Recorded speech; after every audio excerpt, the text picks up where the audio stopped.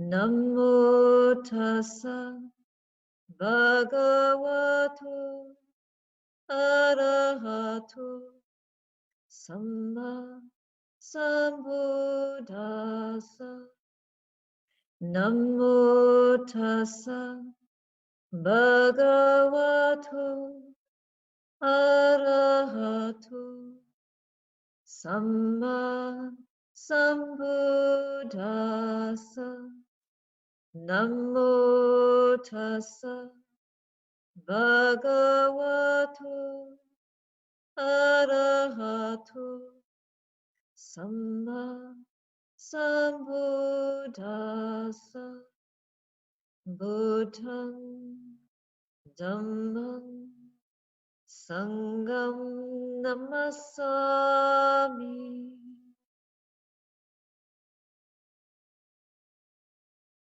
Tonight I would like to share with you a sutta from the Anguttara Nikaya.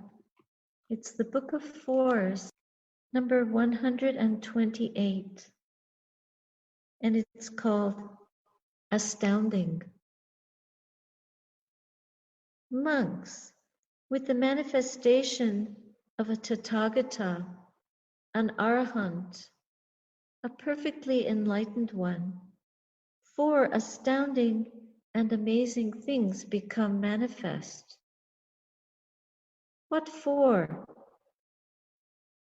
People delight in attachment, take delight in attachment, rejoice in attachment. But when a Tathagata is teaching the Dhamma about non-attachment, people want to listen. They lend an ear, and they set their minds on understanding it. This is the first astounding and amazing thing that becomes manifest with the manifestation of a Tathagata, an Arahant, a perfectly enlightened one. 2. People delight in conceit. They take delight in conceit. They rejoice in conceit. But when a Tathagata is teaching the Dhamma for the removal of conceit, people wish to listen, and they lend ear, and they set their minds on understanding it. This is the second astounding and amazing thing that becomes manifest with the manifestation of a Tathagata, an Arahant, a perfectly enlightened one. People delight in excitement. They take delight in excitement. They rejoice in excitement. This is number 3. But when a Tathagata is teaching the Dhamma that leads to peace, people wish to listen, and they lend an ear, and they set their minds on understanding it. This is the third astounding and amazing thing that becomes manifest with the manifestation of a Tathagata, an Arahant, a perfectly enlightened one. Number 4, people are immersed in ignorance, become like an egg, completely enveloped. But when a Tathagata is teaching the Dhamma for the removal of ignorance, people wish to listen, and they lend an ear, and they set their minds on understanding it. This is the 4th astounding and amazing thing that becomes manifest with the manifestation of a Tathagata, an Arahant, a perfectly enlightened one. These monks are the 4 astounding and amazing things that become manifest with the manifestation of a Tathagata, an Arahant, a perfectly enlightened one. And so it is. We delight in attachment. What does the Buddha mean? We delight in attachment. Well, we can see even in these times of great restriction, we take to delighting in the things that we can delight in. Some people delight in food, in Netflix, in various entertainments, in reading, in listening to music, in listening to the news, following the worldometer about the virus. Some people take delight in being with their family, being with their children, in teaching, in studying, in various activities. Some people delight in going to parties, even when they're not supposed to, although things are now opening up. But then we get attached to these things, and when we can't do them, we suffer. So when the Tathagata is teaching, this means that when we listen to the voice of the Buddha, it's as if the Buddha were here with us. It's as if the Buddha were teaching us, and we take great delight in his teaching. And then we learn about non-attachment, and we give up our wish to surround ourselves with things that cause not wholesome habits, that don't lead us to wholesome ways of living, wholesome ways of being with others and with ourselves. And when we begin to practice meditation in particular, we start to realize how caught up we are in these attachments and how much the mind is influenced by what we believe in, what we think, and how we spend our time, and who we spend our time with. We want to listen more, and we want to lend an ear to that which is true, because it strikes the very heart of the heart. Whereas these other things, more worldly activities, do not give us this sense of a way of escaping our attachments or letting them go, but we become more and more enmeshed. Some people delight even in being attached to things that are harmful. And there we have the very sad tales, sad history, and current stories of young people getting so attached to harmful things. Or some people even committing violent acts to get hold of things that they believe they must have, and developing very unskillful ways of conducting themselves. But when they listen to the teaching, when they listen to the Dhamma, they stop and they recognize this is something precious, this is something like a medicine. It's not enough for us just to listen and lend an ear and try to understand these things, but we have to repeatedly do that, continuously do that, to free ourselves from attachment to our own bodies, to how the body looks, to what we eat, to special kinds of things to get, things that will prevent us from looking old, for example, or changing what nature is offering us, trying to control that. And so we suffer as a result. But when we hear the teaching, we see that there is a way to let go of these attachments that will rescue us from the various sufferings that we experience when we don't get what we want, when we can't control what is beyond our control, when we see death staring us in the face, when a seemingly small, insignificant phenomena of nature creates such a force of destruction of life in the world, it stops us in our very place where we are. It doesn't only do that, but we become completely restricted by it. Think of all the harm that we have been causing in the world through our various activities, and how this one virus, for example, has suddenly brought many of these activities to a halt. flying around in airplanes, although people still do, but not to the same extent. Staying home, not going to work. And of course, disturbing things like children not being able to get the education they would benefit from, getting structured schooling. These are, of course, things that disturb us. But because we're not able to control conditions, and suddenly we see how very vulnerable we are. And then we hear a teaching that the Tathagata gives us, and we are amazed. And the Buddha says it is astounding and amazing that we listen, that we are attentive, that we are willing to put down these attachments and embrace our vulnerability so that we can learn a way to free ourselves from the suffering that is caused within the heart. He expresses his amazement at how willing we are to listen to the teaching in spite of the depth of our attachment, the depth of our clinging, how hard it is to let go what we favor, what we like, what we want.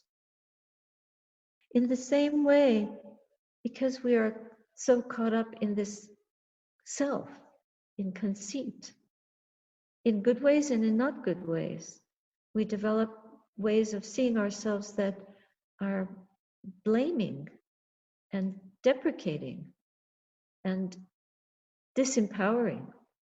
And we also seek power over others and blame others and do not take responsibility for our actions and can become insufferable to others. So this is because of different ways of holding the self and being controlled by this notion of self and trying to not only gratify the self, but through comparing ourselves to others and either holding ourselves above or below or equal to, we then demand our rights and fight for our rights and fight and try to win something that we believe we have a right to in ways that may be unwholesome and that may cause more harm than the harm that already exists. Then the Buddha offers a teaching, and he is amazed and astounded that in all our ignorant ways and all our selfish and misguided ways, we are still willing to hear the truth when we hear it and to wish we could understand it and apply it. And so this teaching on emptiness is very relevant for us to recognize, to study ourselves in a way that we can see and ask, to understand the Dhamma of what are we? What is this body-mind compound? What are these khandhas? What are these bodies and minds connected so intricately, so mysteriously to each other that we make a self out of? What are they really? And then through the meditation practice, we study the unreality of what we believe about these beings. And we begin to see more and more the emptiness of the processes of the body and the emptiness within the processes of the mind. That all these conditions that we attach to, that we take to be self, that we invest in, that we delight in as selves. I am better than, I am as good as, I am worse than. And we repeat these kind of habits and patterns to suffer more. We actually become free. We are enriched, not through gaining worldly ways. The real riches that we gain are through hearing the Dhamma, through the spiritual riches. And so the Buddha again is astounded. Now people delight in excitement. Excitement, what he means by this is lack of peace. That we're so busy we really delight in being busy. I don't, a day doesn't go by when I hear about the busyness of the world or about somebody being so busy.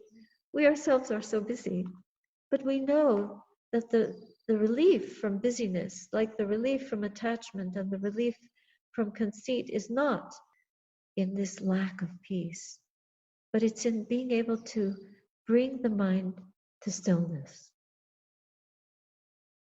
to stopping once and for all, to stopping and seeing what we really are and why are we doing, what are we doing. You know, the other day somebody asked us, they didn't know anything about our life, and they asked, what do you get donations for? In other words, what do you do to deserve what you get? And of course, I've been asked this question in different ways. And at one time, I answered this question by saying, I breathe. And the woman went away very puzzled. But if I were to say we don't do anything, people would completely misunderstand, because we value doing so much. We value excitement. The more exciting something is, the more we want it. But excitement doesn't lead us to peace. In fact, it leads us to frustration and suffering, because it comes to an end, and then whatever we were excited about, we want more of it, but we can't get it in the same way. We get bored with the thing we were so excited about, whether it's an object or an experience, even a beautiful piece of music. If you listen to it enough times, what you were so passionate about, you get fed up and you want to hear something else. How many times do you want to watch your favorite film? Maybe once or twice, or I don't know. But to watch the breath over and over and over again, and to discover within the breath the truth of what we are, is never really boring and can never be exciting in that way. But it is completely enthralling. It's completely mystifying. We long to fathom it more and more. We want to understand it and go deeply into it, so that we can find a greater taste of that peace that we are hungry for, that we're thirsty for. The knowledge of peace that can bring us a truer happiness like nothing that the world can offer. What can the world offer us in the face of that? And so the Buddha compares us to an egg, immersed in an egg, immersed in ignorance. And what does he mean by this? He means that it's like we're within a wall of ignorance. An egg is a shell, and the little chick is within that shell. It's like imprisoned. Our ignorance is like a prison. So when we take delight in attachment, delight in conceit, delight in excitement, we're delighting in ignorance, because we don't see the truth of what we're doing. We don't see the way out of being caught in what the world is taunting us with over and over again. Lifetime after lifetime, year after year, day by day. But to break these habits, we have to learn more and more about the ways of the mind, the riches within the mind, the ways of opening the heart and stilling the activities of the mind, the activities of our daily life. To spend time every day being absolutely still and seeing the beauty in that.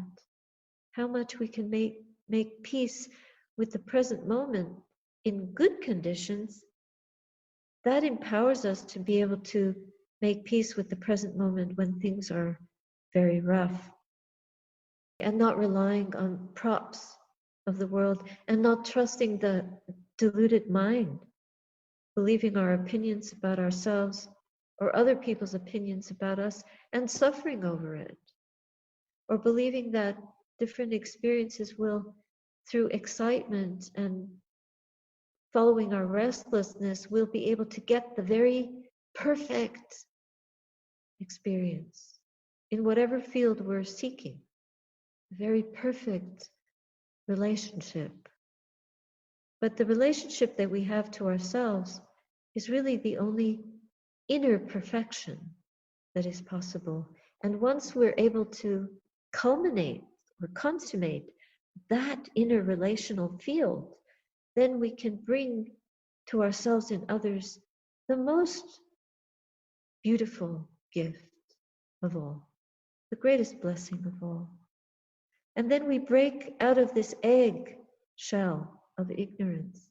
This is like the little chick hatching, breaking out and breaking into the knowledge of the Dhamma, the taste of the Dhamma, the understanding of the truth of what we are and what we're not, and how much we can bring peace to the present moment through that understanding.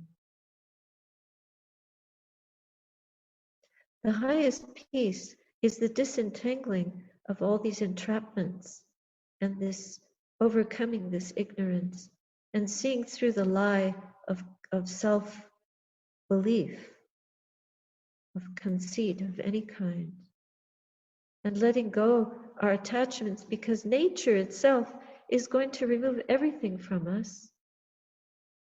All our most prized possessions, all our degrees,